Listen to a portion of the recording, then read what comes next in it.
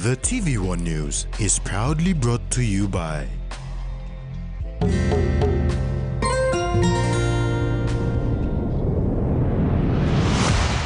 BSP, our bank, our people.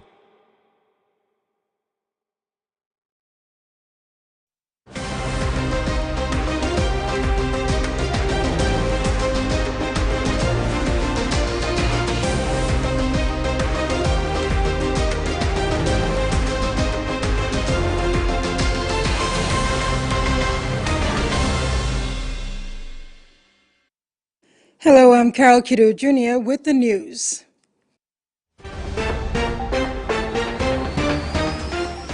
In this edition, PM explains 20 million Kina DSIP funding, DDA steps in to keep airstrip open, and Blue Tongue are Super Bowl champs.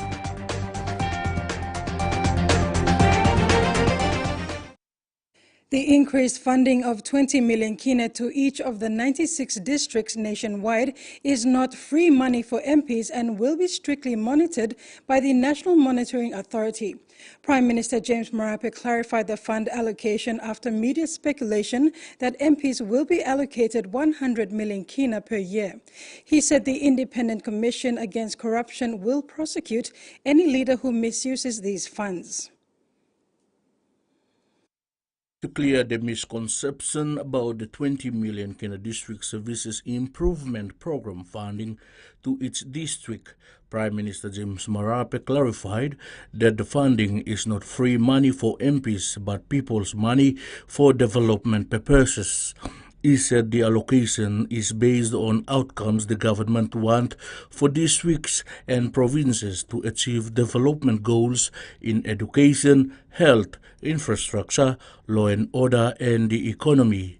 The Prime Minister clarified that out of the 20 million Kina, 10 million Kina is DSIP, 5 million Kina is for infrastructure development, and the balance of 5 million Kina is based on a Kina for Kina allocation that is consistent with key government programs. Marape says the National Monitoring Authority would strictly ensure that the money was used for its rightful purposes and not diverted elsewhere, while ICAC would prosecute leaders who misuse funds. To balance and ensure that the money is put to good use, the national government is also setting up the NMA to monitor the work of its DDA, provincial government, and the national departments. Treasurer Ian Lingstaki also made recent clarification of the funding. It's 100 million over 5 years, which averages about 20 million Kina per annum. Okay, and your 20 million Kina, where do you source that from? Well, it's no big secret. If we look at our budget in the capital component of it, each member of parliament receives 10 million DSIP allocated to them each year. Then they have about 5 million Kina under a new program called the District Infrastructure program. So that's 15 million Kina. Then we receive an additional 500,000 Kina on our DSG, District Support Grant. So that's 15.5 million. So where is the other 4.5 million coming from? Well, that's derived from the other programs that we have, if you wanted to average it out. So, for example, our PNG Connect program. Freddie Mo, TVWAN News. Education remains Teleforming District's #1 priority under the leadership of local MP Solan Mirisim since taking office in 2012. In his last 2 terms in Parliament, most of his emphasis has been on education, with Teleforming DDA prioritizing education from the elementary level right through to the tertiary level. Teleforming District in Sandaun Province continues to provide formal education to 134 elementary schools and 42 primary schools in the district. Local MP and Minister for Works and Highways Solan Mirisim says the district has a new junior high school in Namea LLG, with plans to build a new junior high school in Yapsi LLG in this term of Parliament. There are two secondary schools, Oksapmin Secondary School and Telefomin Secondary School, a technical vocational center, and a community health worker college in Telefomin LLZ. Mirisim says student performance has been exceptional. 1,000 kina per student will be given to all the students, starting from universities down to colleges, technical colleges, nursing colleges. 2,000 kina will be given. And for the last 5-10 years, under my leadership as the chairman, I've been giving education as a #1 priority for my district. Minister Mirisim says school fee assistance is not a full scholarship and urged parents to exercise responsibility in completing their child's school fees. But let me appeal to parents. You also have your parental component that you have to be responsible as well. Admission fees or fees that the students need to put on now to go to school, to start the school, to register the school. If the district cannot come in quickly, when the government gives you tickets, your parents need to put your money down as well. The Telefomin DDA has reported that more than 300 students attended various tertiary institutions around the country since 2012. This is expected to increase in the coming years with the inclusion of the newly built Namea High School, set to attain secondary status in 2026, and the proposed Yapsi High School. This year, the Telefomin DDA will support over 350 students attending various institutions around the country. Freddie Mo, TV1 News. Meantime, the Telefomin MP said this year the DDA is deviating from the traditional way of coordinating assistance for students. Students will be applying online for assistance.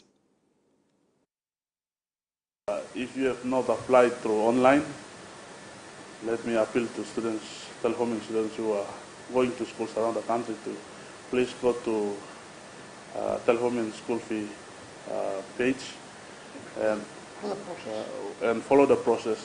You follow the process, so you make our job easier, and we will pay your school fee on time. If you don't follow the process, you might encounter problems, and you may not be given school fee on time. The Misima Aerodrome in the Samarai-Mura district is one of the 3 rural airstrips in the Milne Bay province put under suspension for failure to meet certification requirements for aerodrome operating certificates. Member for Samarai-Mura, Isi Henry Leonard, says the District Development Authority will take on the provincial government's responsibility of ensuring the Misima Aerodrome remains fully operational.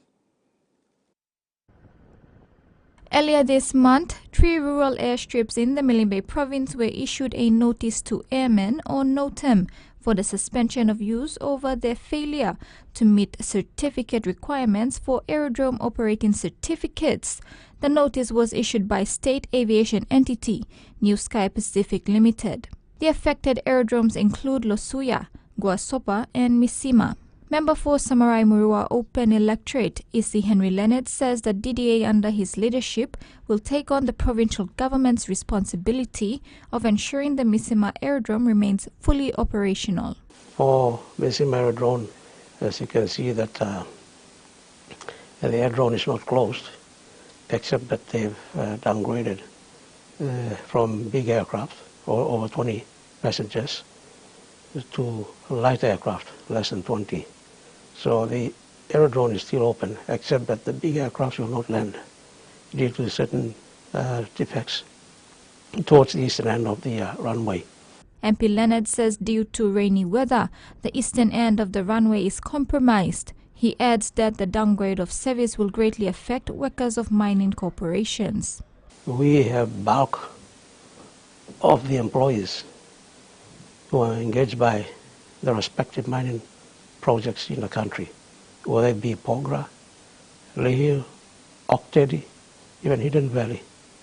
Bulk of the employees are sourced from Misima, and that is where the high point is.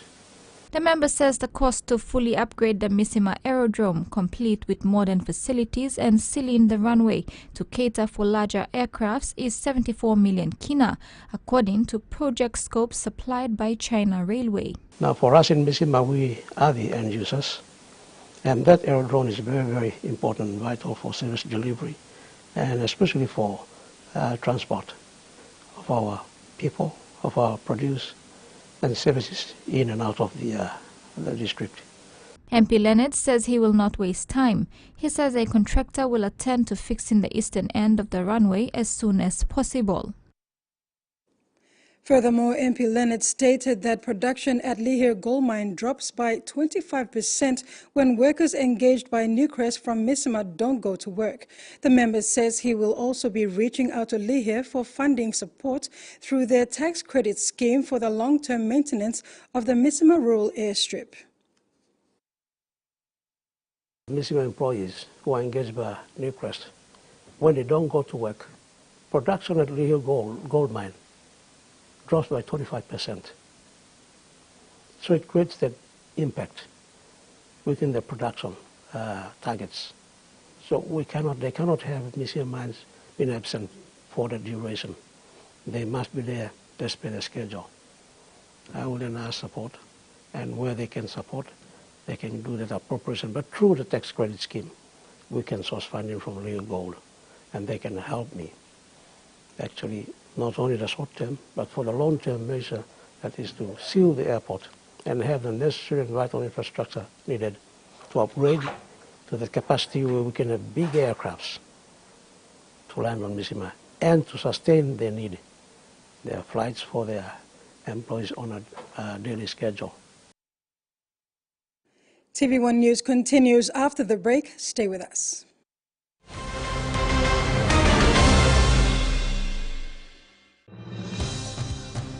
With BSP Internet Banking, you can enjoy your banking at home, at work, or wherever you are.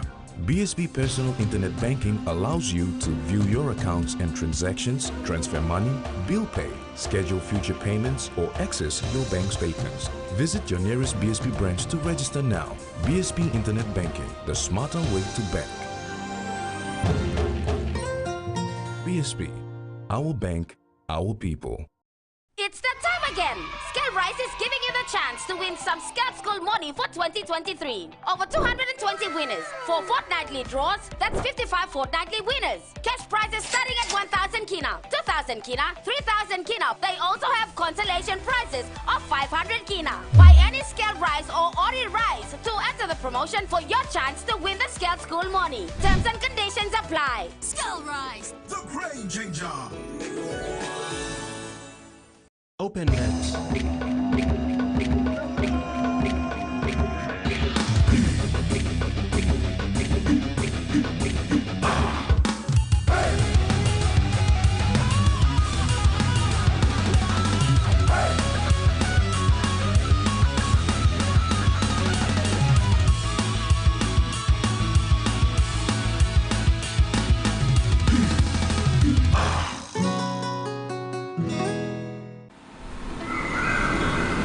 We see you day in, day out, getting on with the job.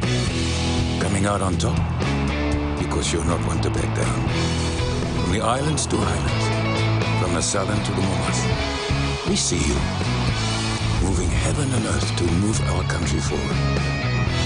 And at the end of the day, we will be there to serve Papua New Guineans who achieve success with the reward they deserve. Strong like you, smart like me. I hope they don't break. Now surely look his son. This is Relaxo. Strong plus shred. Should I try him on you? No, please. I'll take them. Relaxo. Very strong, lasts long.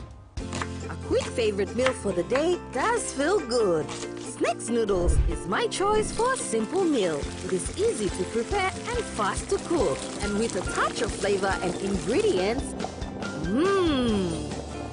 quality noodles that can be cooked and enjoyed in many different ways. You see, my whole family loves it. It's made here in PNG and comes in different pack sizes. Snacks noodles, tastier but you like it more.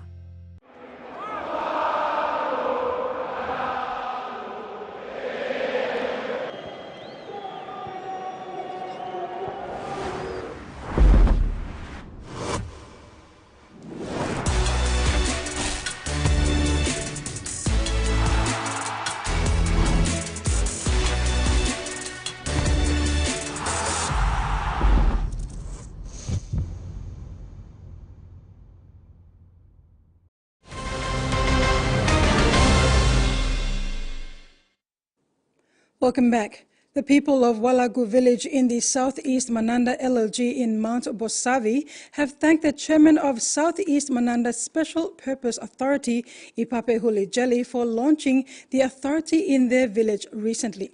The occasion was emotional. It represented opportunities and access to government services.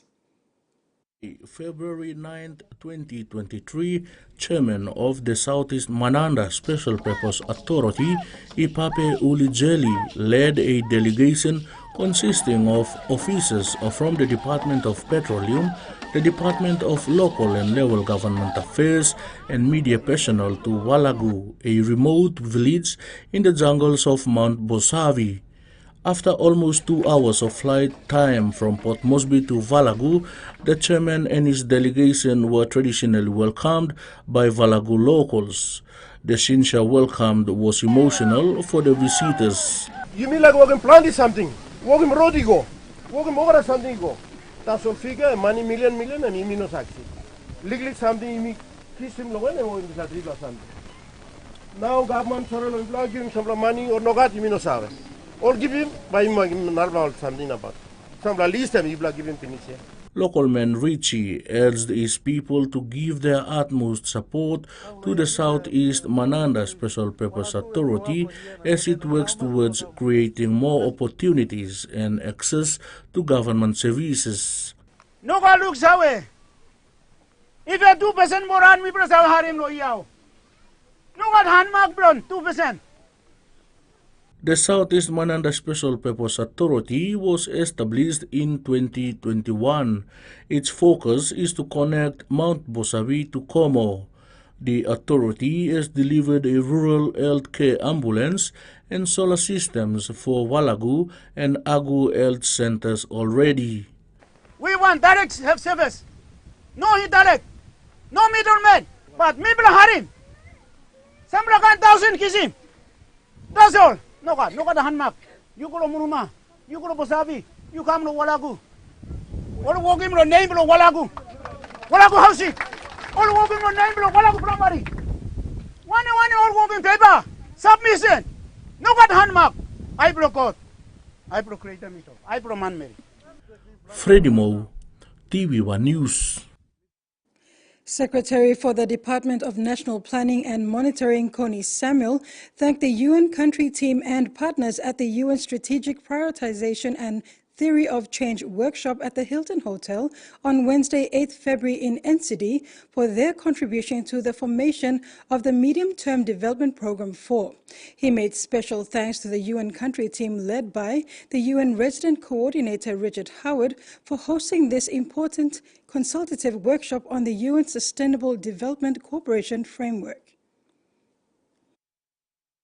Secretary for the Department of National Planning and Monitoring, Connie Samuel, gave his closing remarks after the first segment of the workshop on Wednesday. He stressed on the key constraints in the implementation of the MTDP-3 as inclusive sustainable development, human capital development, and law and order at an increasing rate. Inclusive, sustainable development, human capital development, law and order, which is basically at an increasing rate. So those are key constraints, and I think we're looking at the SPAs, or the key priority areas that has been identified by the UN, which basically fits within the medium-term development. Samuel said based on the experience in the implementation of the MTDP-3, the review outcast identified number of key constraints. Planning framework, which is well aligned. Samuel said a bigger challenge identified is leadership on the part of the government. He commented that the government must provide the leadership to ensure that stakeholders remain focused on the plan so that they can deliver on the respective development priorities. United Nations PNG Country Office held a two-day strategic prioritization workshop at the Hilton Hotel in Port Moresby this week in collaboration with the Department for National Planning and Monitoring, relevant departments, bilateral and foreign partners and stakeholders as the government embarks on its next midterm development plan. UN PNG Country Representative Richard Howard said the MTDP has made a difference with the support of the natural resource sector. The United Nations Country Representative Richard Howard is co-chair of the UN Strategic Prioritization and Theory of Change. He said during the workshop that he arrived in the country at an interesting time when the government embarks on its next medium-term development plan. The UN Strategic Prioritization and Theory of Change workshop was held to present the different thematic areas of the performance of the MTDP3 in order to prioritize issues to form the MTDP4.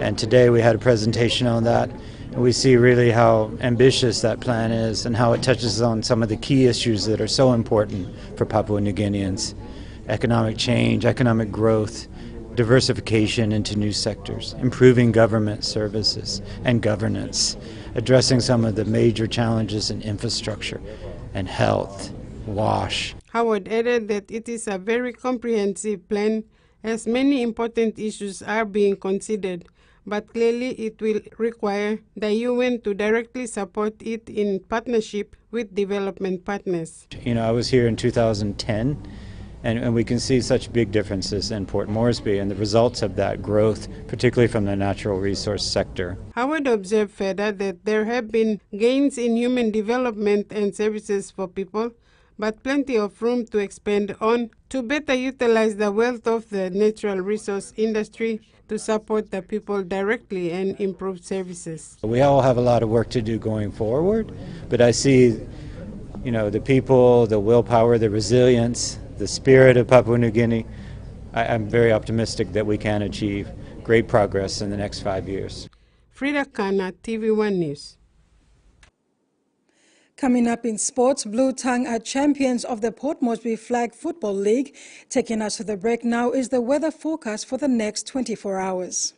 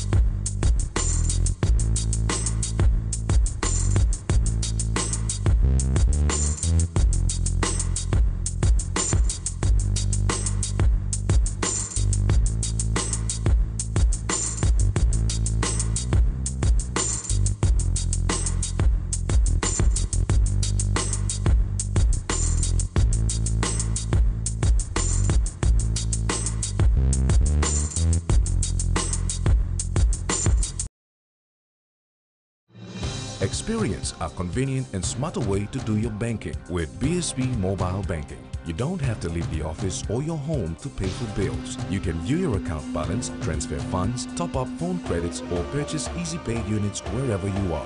Visit your BSB branch today to register now for BSB Mobile Banking. BSB Mobile Banking, the smarter way to bank. BSB, our bank, our people. When you're spending time with family, when you've got a big day ahead, when you have given it all you've got, when you're putting on a feast, that's when you want the best. That's when you want flame rice. New flame rice. Win him altogether. He says the best Hunters players come from his region. So does she. But there's one thing that brings everyone together. SP Lager. Bungum Yumi. Cheers to 70 years.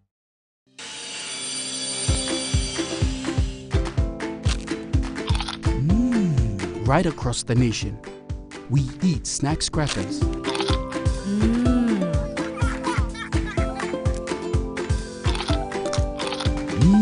Emi trupla. All get a young planalapun, only like him snacks crackers. Only make him here, no PNG, one-time lay biscuit company. It's crunchy and tasty.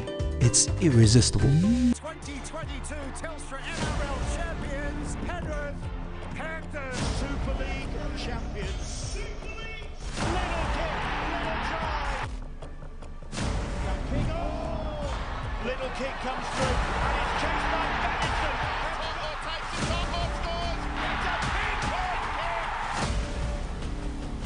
Look at this, the 6 of the 75.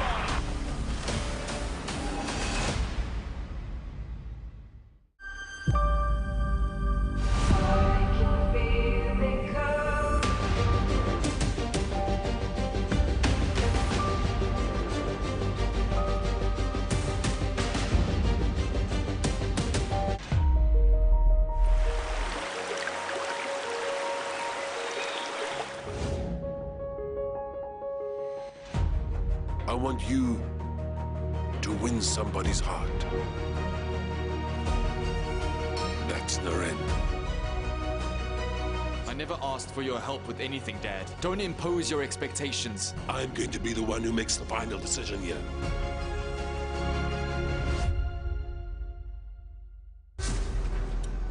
The room has been paid for until the end of the week. Take care of yourself. Don't think there's anything you can do about it. She's someone's daughter. Those are some dangerous people. I can't leave her there. She's 15 years old. I trusted you. I came here to save you. The Enforcer premieres Saturday, February 18th, 9 p.m. on HBO.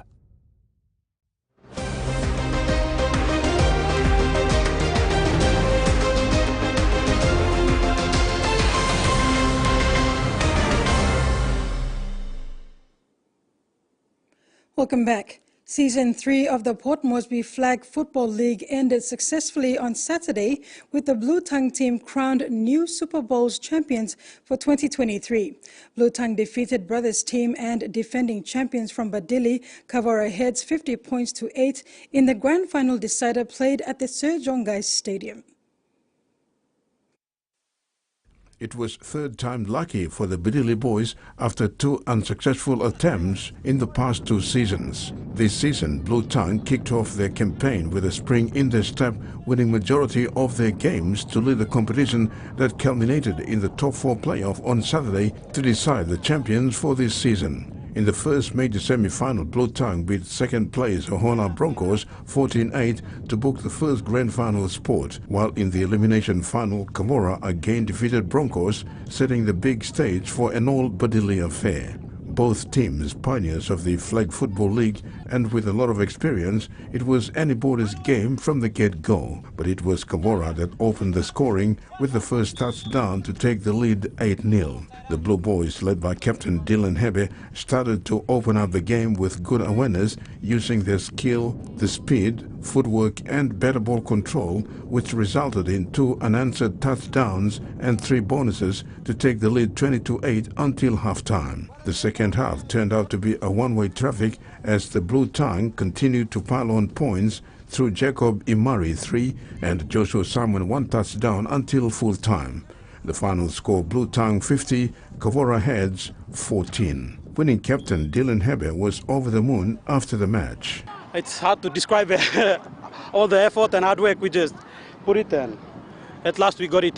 Starting of the tournament, I told them to just keep it simple and play our game. Do not focus about what they do or something like that. And at last we got it. It was a very tough game, but big thing is that we want our own boys from Badili to take the trophy down. So Either we win or they win, still we are happy with it. Terry Longwood, TVWAN Sports.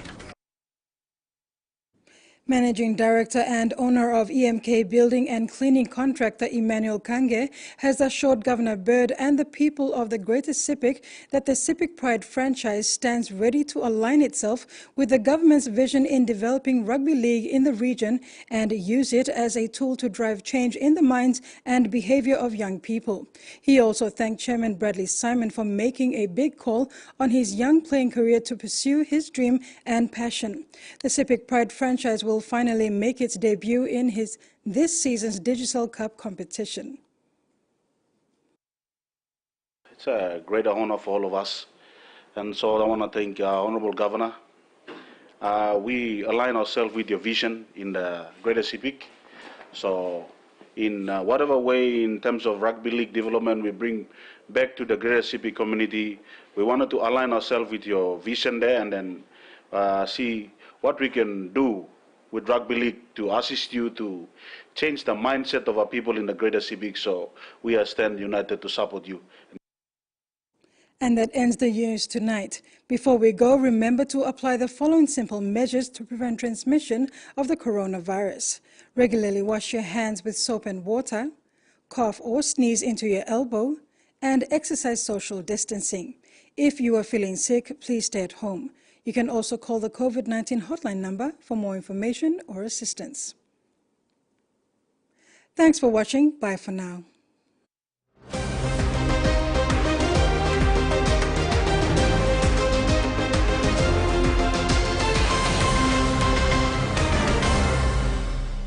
The TVWAN News was proudly brought to you by